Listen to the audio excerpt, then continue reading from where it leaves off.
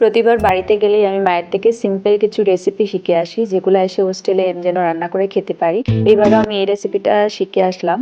যেদিন ভেজ খাওয়ার হয় সেদিন এই সয়াবিন তরকারিটা বেশি রান্না করা হয়। আজকেও আমার ভেজ ডে, তাই তাড়াতাড়ি করে এখানে রান্নার জোগাড় করে ফেলেছি। খুব ইজিলি রান্না করা যায়। সয়াবিনটা প্রথমে ভিজিয়ে রেখেছিলাম, তারপরে পানিটা নিংড়ে নিয়ে সামান্য হলুদ আর নুন দিয়ে ভেজে নিয়েছিলাম। আলুটাকেও সেম ভাবে আমি আগে আলুটাকে একটু বয়েল করে নিই। বয়েল করার পর এটাকে হালকা হলুদ নুন দিয়ে ভেজে রেখে দিয়েছি। তারপরে সুন্দর করে এখানে আমি জাস্ট জিরা ফোড়ন দিয়েছি, পাঁচ ফোড়ন দিইনি। জিরা ফোড়ন দিয়ে আমার যে মশলাটা আমি ওই মশলাটা দিয়ে দিয়েছি। তারপরে আমি জাস্ট এরকম ভেজে রাখা আলু সয়াবিন ওগুলা দিয়ে দিব, সবগুলা দিয়ে সুন্দর করে কষিয়ে নিব। কষানোর পরে এটাতে বেশি পরিমাণ পানি দেওয়া লাগবে না, কারণ এটা অলরেডি পুরাটাই সেদ্ধ করা আছে। জাস্ট অল্প পানি দিয়ে ফুটিয়ে নিলেই আমার তরকারি রেডি। এটা খুব ইজিলি রান্না করা যায়, খুব তাড়াতাড়ি রান্না হয়ে যায়, আর খেতেও অনেক ভালো লাগে। আমার মতো যারা অলস টাইপের আছেন তাদের জন্য এই রান্নাটা খুবই ভালো হবে।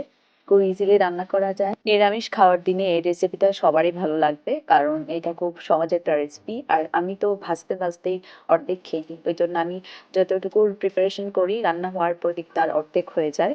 কারণ আমি রান্না করতে করতেই খেয়ে নিই, কারণ কখন রান্না হবে কখন খাবো প্রপারলি সেটার অপেক্ষা করতে পারি না। ফাইনালি আমার তরকারি রেডি, এবার খাওয়ার পালা।